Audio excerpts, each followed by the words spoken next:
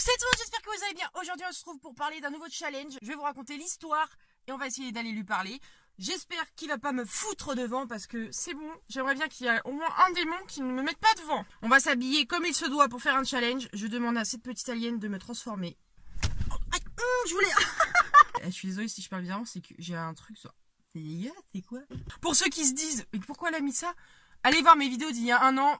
Seuls les vrais savent c'est quelle perruque ça, hein, ma photo de profil. Petit spoil, ceux qui veulent pas vous avancez un petit peu, hein, comme ça on reste tous tranquilles. L'histoire se passe par rapport aux voitures, donc là je suis dans une voiture, essayez de me comprendre que je suis stressée. Bon, déjà faut savoir que l'histoire que je vais vous raconter c'est une histoire vraie. Bon apparemment, c'est pas été prouvé à 100%, heureusement parce que sinon je ferais pas cette vidéo. Le personnage principal, il est hyper moche. Non genre, mais, non en fait, pardon. Non, en vrai il est hyper beau au niveau dessin, c'est hyper... il y a plein de détails et tout, mais en vrai je tombe sur ça, c'est forcément un psychopathe.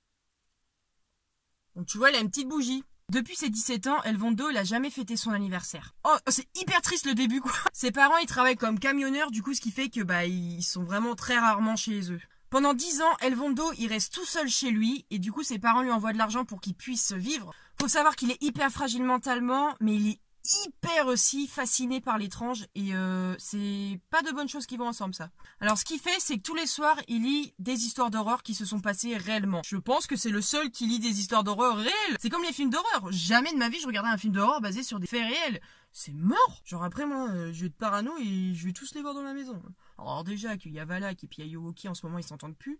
Enfin je les canalise parce que ça commence à me gonfler leur embrouille de merde. Pendant plusieurs années et... Comment il s'appelle déjà? Je suis désolée. Un jour, ça lui est venu comme une envie de chier. Elvondo, il a une idée de malade, c'est d'écrire son livre. Mais alors attention, son livre, il va pas être imaginaire. En fait, il veut que tout ce qu'il écrit dans ce livre, ça soit le vrai truc qui se passe dans sa vie. Il veut pas que ça se passe en tant que victime, mais en tant que méchant. À force de vivre 10 ans tout seul et de recevoir de l'argent de ses parents, je pense que tu peux mettre de côté, c'est ce qu'il a fait. Et avec l'argent, il s'est acheté des manchettes, des haches, des couteaux, enfin tous les trucs qui peuvent tuer quelqu'un en un lancer, quoi. C'est vraiment un psychopathe. Là, à partir de là, tu sais que t'es bizarre, mec. Tu devrais t'arrêter là.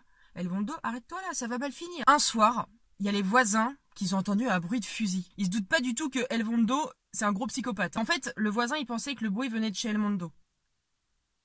Est-ce que c'est le cas? On ne le saura jamais.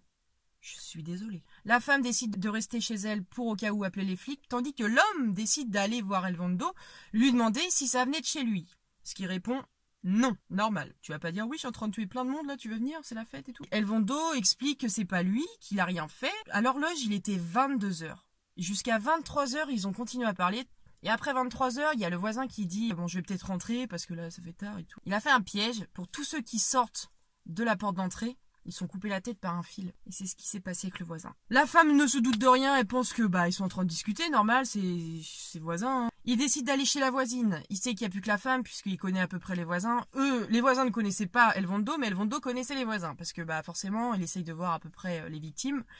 Et du coup, il sait qu'il n'y a qu'une femme et l'homme. Mais l'homme est décédé devant lui. Il lui a coupé la tête. Il rentre chez la voisine. Il décide tout simplement de voler le seul truc qu'il peut pas acheter avec l'argent de ses parents. Une voiture.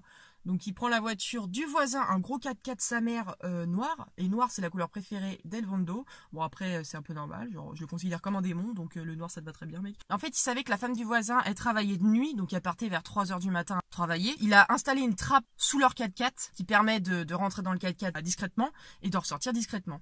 C'est hyper ingénieux. Du coup, il installe tout ça. Et là, il est hyper excité parce que vers 3h30, 4h, il entend un bruit d'escalier. Donc là forcément il se dit c'est la voisine tranquille qui descend pour partir travailler. Il se met en dessous la voiture. Donc là c'est la voiture, lui il est carrément en dessous, il y a la petite trappe qui est juste là. La voisine elle démarre sa voiture, elle est prête à partir. Là elle commence à sortir de son garage. Enfin normal quoi. Et puis elle avance sur la route et puis à un moment donné sur le chemin, elle se rend compte qu'elle peut plus ouvrir les fenêtres et qu'elle ne peut plus ouvrir sa porte. Donc là elle commence à s'inquiéter, elle comprend pas en fait. Donc déjà à sa place on serait tous mal. Elle sait qu'elle est bloquée mais on va éviter de faire un accident. Elle conduit, regarde dans tous les rétros. Et il s'avère que dans les voitures, il y a un petit rétro intérieur. Et quand tu regardes, tu vois les fauteuils de derrière. Et elle a vu le petit Elvondo qui était derrière et qui lui a fait un signe comme ça. Et qui après est redescendu dans sa trappe. Elvondo, ce qu'il a fait, c'est qu'en partant, il a mis une substance hyper acide qu'il a balancée partout. Et ce qui s'est passé, c'est que la voisine, elle a fondu. Genre comme une raclette. En fait, c'est comme une grenade. Il a balancé une substance et il est sorti par la trappe qu'il avait préparée. Et puis depuis, On ne l'a jamais revu. Et là, vous allez tous me dire, mais pourquoi il s'en est pris à ses voisins? Bah, c'est par rapport au début de l'histoire que je vous ai raconté. Ça faisait 10 ans qu'on lui avait pas souhaité son anniversaire. Il est tellement susceptible qu'il a décidé de tuer ses voisins parce que c'était l'anniversaire de sa femme.